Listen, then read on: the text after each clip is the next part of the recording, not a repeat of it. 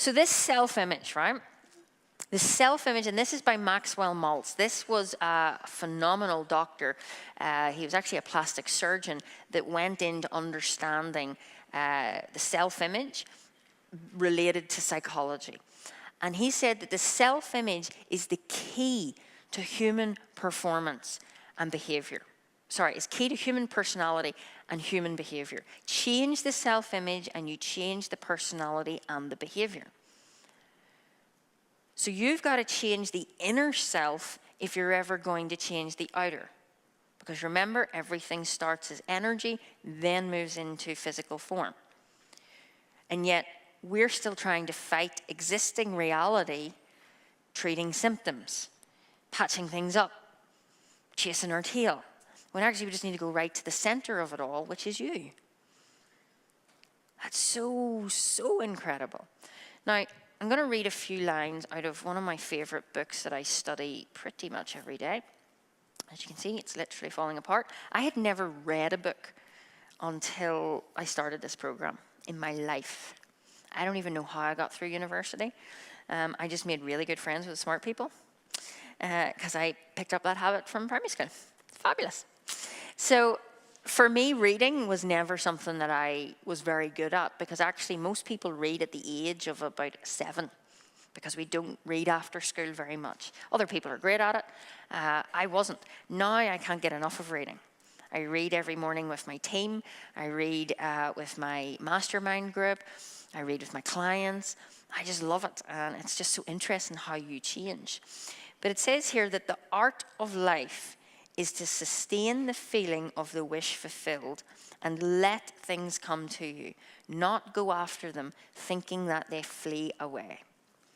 So the art of life is to sustain the feeling of the wish fulfilled. And then it goes on to say that the circumstances and conditions of life are outpictured inner talking, solidified sound. Inner speech calls events into existence. In every event is the creative sound that is life and beginning. All that a man believes and consents to as true reveals itself in its inner speech. In his word, his life. Try to notice what you're saying in yourself at this moment. To what thoughts and feelings are you consenting? They will be perfectly woven into the tapestry of life. To change your life, you must change the inner talking for life.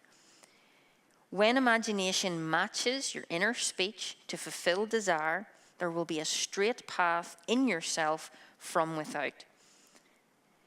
So when you match the goal with how you talk on the inside, the goal will present itself. Or all the ways, a straight pathway, a path of least resistance will show up. An easier way.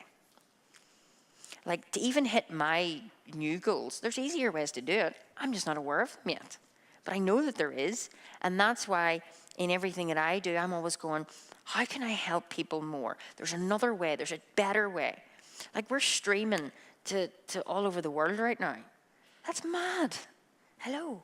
But it's possible because I thought it, somebody else thought it to create materials and all the things that goes with it. I know nothing about it. I attracted Patty, one of my phenomenal clients, who's down the back doing it all for me. I attract everything that I need because I'm not good at everything. In fact, I'm pretty useless at most things. I'm just really good at this. Well, that's a lie. I'm really good at stitching, which I didn't know. So anytime, like I always thought Lindsay would be that person if I have like something that needs sewn. No, I am the person, which is fabulous. So there's not much that I'm good at, but what I'm really good at is this stuff. And it's because I constantly talk to myself in the way I want to see myself. So you've got to think when you write out this in the morning and you get all emotionally involved and you're welling up and it's all well and good, what happens after that? Do you go, right, unplug, and we're away to work? No, you shouldn't do that, but we sometimes do. You've got to always be thinking, what is my inner dialogue? Does it match the dialogue of the version, my higher version of myself when I have the go? So that's where when I was with Dane and he asked me, it was really awkward for me because I didn't want to lie to him, but I also didn't want to lie to myself. And I had to choose in that moment because they were vital moments where the paradigm was trying to make me think you can't do it. But I love myself enough to protect myself. Now, I don't go around lying to people. That was the one time that it happened, and it was just like, oh, what do I say? But I kind of had got the vibe from him that I could just go with it.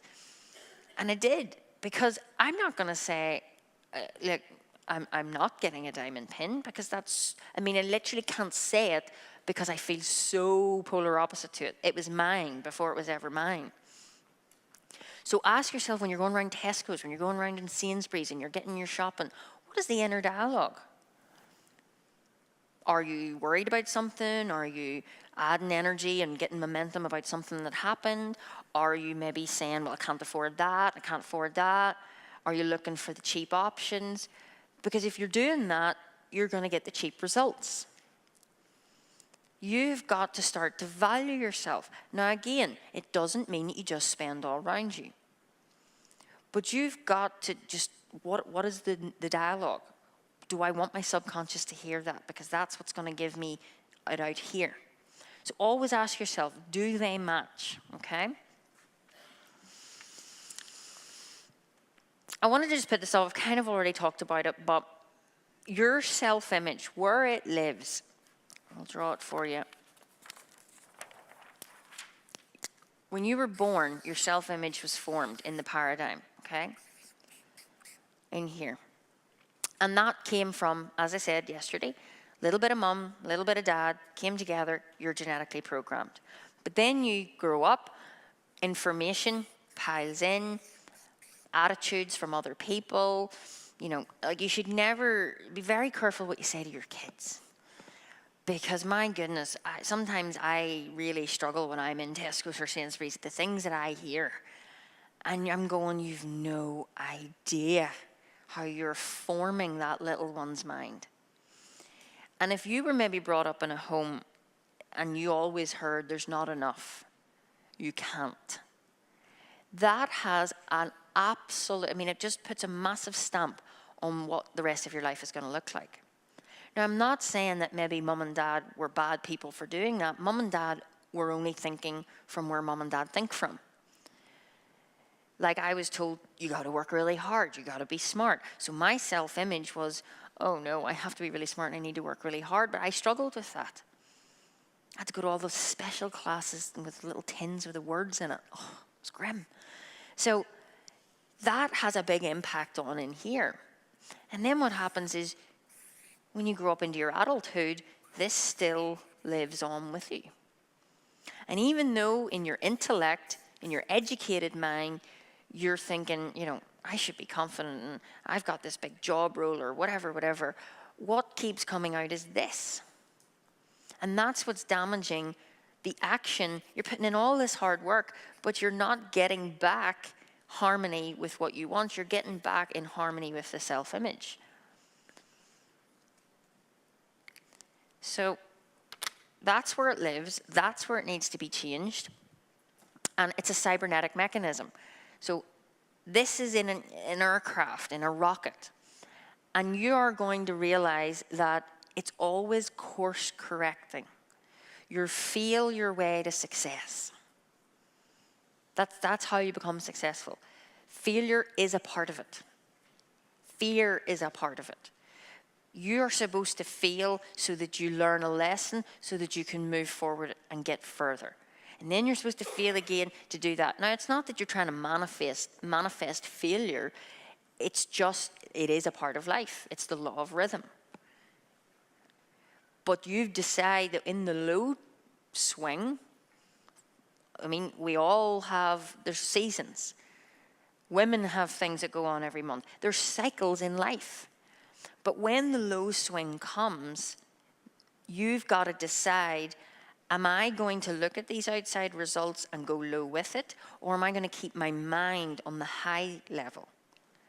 Because this is going to happen. That's That happens in business, that happens in life, that happens in everything. But you don't have to go with it. You just got to go, oh, this is what it's about. There's always a time for sowing. There's always a time for reaping. There's always a time in business that you're putting energy into your business, and then there's a time where it comes into form. And that's beautiful to know, because if it starts to dry up, well, it's not going to dry up because I'm still working that there's abundance. So a wee trick that I used to do in the early days was anytime I was trying to sell to somebody and they said no for whatever reason, I used to pretend they said yes. So simple. I didn't say that to them, but I was just like, okay, great, wonderful. What? Well, no, I wouldn't try that, Paul. But only you would come out with that. Love it. But in this situation, it works a treat. But maybe not in the bedroom, but in a relationship. Like, if you've got like teenage boys at home that don't have much confidence, my advice would be to tell them the next time they go up and speak to a girl or a guy and they don't want to go out with them, just say, okay, that's no problem. They're not in vibrational harmony with me, so this is really good because it means there's somebody really awesome waiting on me. It's the same for a job interview. You're not going to be interviewed. You're interviewing them. You want to go into that interview and see, does this panel match me? And when you flip that table, it's like, oh, the confidence that's going to come through you is unbelievable. You're always selling something. You're selling yourself. You're selling an idea. Always. So you've got to get into understanding vibrations and frequencies, because that is the art of it. Because you can have anything you want. It's exciting, isn't it? Okay. So one other thing I want to talk about in self-image, because it really gives you a good understanding of it. I think about it as a spirit level. I briefly mentioned this yesterday. And I love the example of the spirit level because it's called spirit level. And my thing is, what level is your spirit on? Okay? Because you are a spirit. And for the self-image, it sets the boundaries and limitations of all achievements. You can never outperform the image that you hold of yourself. Never. You can never outperform it. What I mean by that is you can't go out and take action and get a better result than what you're programmed to have. So if I'm just going to use again sales as an example. If you're in network marketing or car sales or any type of sales, if your programming is set, because the self-image sets a financial thermostat within you. If it is set at 40 grand a year, then you can go out and work as hard as you like. It doesn't make a button of difference. How many times have you done extra work, extra shifts, put more money into your business, more advertising, you've done all these things, and you haven't really seen a huge increase? Put your hand up if you've found that. You're putting all the effort in, good, loads of you. And it's really frustrating. So think of a spirit level. Let's say here is where you're programmed. And let's say you earn 30 grand a year, okay? You are programmed to earn 30 grand a year, okay? That is a legitimate thing. And what happens is in some of the months, you might get extra money. So the scale goes like this. And you're thinking, this is brilliant, I've got more money. But internal, the paradigm is going, hold on a minute. You've got more money in your bank account, so it's going, you've got all this extra money out here, but that's not how I'm programmed. I'm only programmed to earn X amount, and you've got now this other amount. Let me just sort that out for you. And it sends a wee signal to the body, and you know what happens? You either lose sales, or the tires need changed on the car, or the kids need something, or suddenly it's burning a hole in your pocket and you're spending it like crazy. Either way, you get rid of the money. And as soon as you get rid back to the money, right back into balance again. Because we have a homeostasis state. It's the same with blood pressure. Heart rate. When it goes up, it will gradually come back into its resting level. And we're all different, okay? So then there's the months where then, oh my goodness, I don't know how I'm going to get through the end of the month. I don't know where the money's going to come from. I don't know how I'm going to get through this. But what always happens? You don't even know, but you just know you got through it. The money always appeared. The money always comes. And if the money doesn't come, something else happens that you're okay, you're still alive. Can you resonate with that? Do you ever see that in your life? Yeah, loads of noddings. So you don't want to play this game. This is why when people win the lottery, it's like, whoa. And then it just goes, whoa, like this. And their whole world changes because they are not on the inside matching what they've got on the outside. So you start to impress a new idea on your internal side. Then when it comes to relationships or health, let's say you want to release fat. Okay, by the way, you cannot lose weight. There is no such thing. Why? Because you can't just lose energy. Energy is neither created or destroyed. It moves from one form into another. So you never lose weight, you release weight. And it's really important to know that distinction because the word even releasing makes so much sense because you're not supposed to have that weight anyway. You only have it because of stress or worries and all this other stuff that's going on in your paradigm. So you've got to go, right, hold on a wee minute. And if you've ever went to the gym and you've wanted to lose weight, release weight, you work like the Billy-O, you're eating the stuff that you don't want to eat, you're training flat out, and you're here, and then suddenly, because you're programmed to be at the weight you're at, you're now like this. You're going, yes, I look amazing. You're a little bit tired, you maybe haven't been enjoying life as much as you could have, but you got rid of it, and you're like happy days. But then what happens is when you get here is the paradigm goes, no, hold on a minute. You keep calling yourself fat. You keep calling yourself not good enough. You keep looking at yourself in the mirror and not looking at yourself in the mirror at the same time. Because we look and then we go, no, I don't want to look. And we do, and again, the internal conversation is totally polar opposite. So what happens is inside goes, right, you get that weight back on you. You're out of sync. And then you just can't understand why you need to eat so much chocolate. I'm craving sugar. If you speak to anybody who's on a diet, that's what happens. Because they're out of whack. Or you're feeling so good, you're like, I'm going to go out for dinner and I'm going to have wine. And you know what? I'm going to have the cheesecake because I deserve it. And you do deserve it. But what happens is as soon as you've ate the cheesecake, you go, oh, I feel fat now. How many times have you ate a meal and said, I feel fat now? So many times. Maybe the guys not so much, but women do it all the time. And you've literally just ate it. You've probably done more harm than the calories that was in the cake because you thought that it's going to make you fat. Like I should be the size of a house because I'm traveling so much. I'm eating out all of the time. I love wine. And I really should be massive. But I'm not because I hold a good self-image of myself. Now, can it be better? 100%. I want to get back into my real, fit, strong. And that's coming because I'm working on it now. I'm writing about it. And this is what you've got to do. So think about in the version of your goal. Because you're looking at things, but I now want you to, stand in front of a mirror and go, how do I look? What do I wear? How do I stand? How do I hold myself with people? That's where you really start to make the big things happen because it's about you in the first place. And then everything is effortless because everybody then now wants your energy. If you're giving out this most powerful, radiating energy, people want it. They'll not even know why they want it, but they'll want it because it's resonating with the true essence in them because we're all the same. So when you combine this with business, you combine this with love, you combine this with family, you are winning all round, which is just amazing. So that's what I wanted to show you with the spirit level because it really made it kind of click in my mind. I do love pictures and analogies. Hopefully you do too. So you want to act like the person you want to become.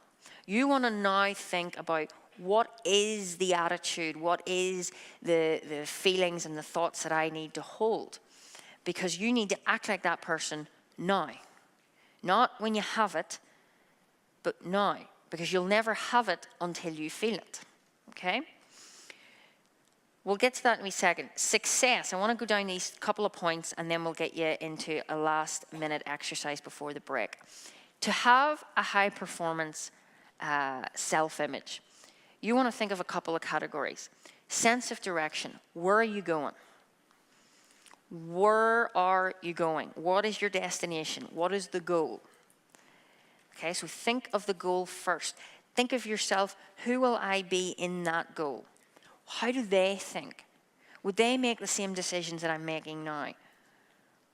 Like if you want to earn more money, you've got to start thinking like the version of yourself that has more money.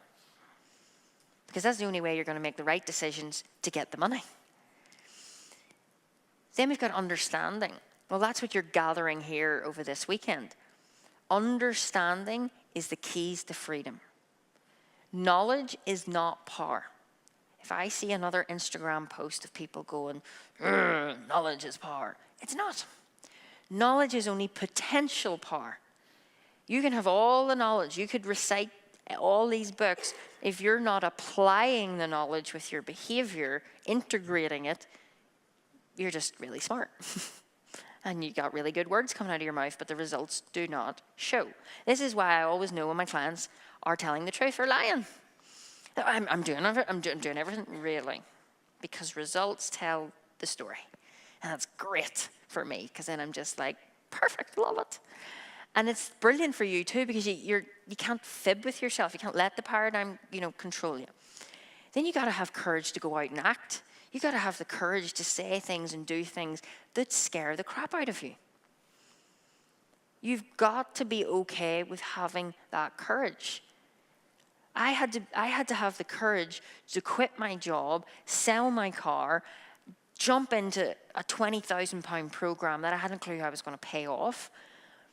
I mean, it was mental. So when somebody says to me, I don't have the money or the time, I go, trust me, that doesn't work with me. Because there's no such thing. You always have the time, and the money is energy and is always here. But you haven't made the decision yet. Then compassion. You've got to have compassion for yourself and for others. You are, I always think of, if you want more of something, then you've got to be more of it. Now, if you don't have it, be it for somebody else. Here's an example. Anytime I feel down, which I do periodically, first thing I do is usually a live video, or I reach out to one of my clients randomly, and I serve them. Because I know that when I'm doing what I love, energy flows to and through me to serve somebody else. That's great energy, and a wee bit of it sticks onto me. And it's great. What normally happens when you feel low, you go into the low with it, and then it just spirals. The next time you are wanting patience, give patience to somebody else. If you want more money in your life, give more money to other things or people. Like I always tip. I always give money to people if I see them on the street, if I think it's appropriate. I always give more than what I'm wanting to receive, because I know that in the giving, that is the fundamental part of prosperity. Give more, do more. And then you'll always feel the feeling that you want anyway. Esteem. You gotta have good esteem for yourself and for others. Self-confidence. Now, self-confidence is linked in with self-image, but the self-image is created in the past. Your current self-image, and you all have one, and you can never perform any better than how you're performing right now unless you change the self-image.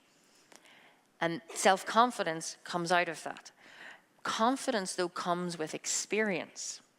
So you must step out and act to get the experience to build the confidence.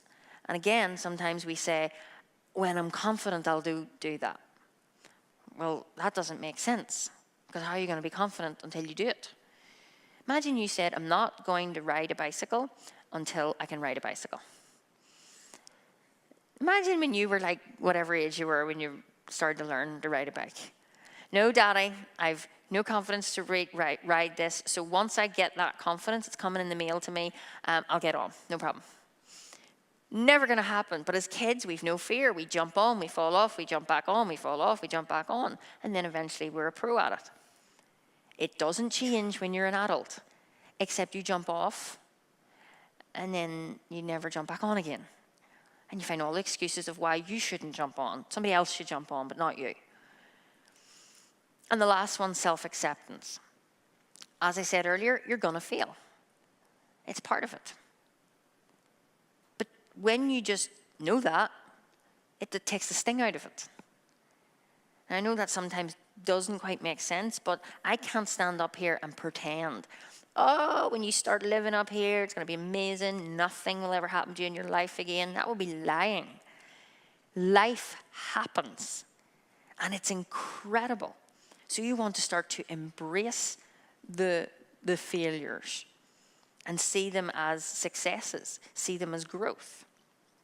So before we leave, well, maybe we'll leave it because of the breaks now, and Annika will kill me. So I'm going to get, is it Naomi? Yes, Naomi's going to give a wee announcement. We're going to go for a break, and then we'll get into the money. All right? Have a good break. See you soon.